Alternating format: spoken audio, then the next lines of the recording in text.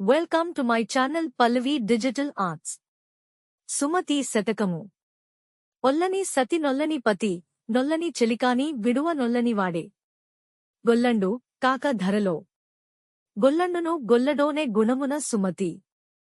భావం: తన్ను ప్రేమించని భార్యను, యజమానుని, స్నేహితుని విడిచిపెట్టుటకు అంగీకరింపనివాడే వెర్రిగొల్లవాడు.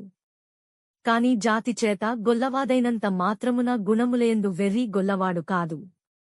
కసుగాయ గరచి చూచిన మసలక పసయొగరు రాక మధురంబగున, పస గలుగు యువతులుండగా.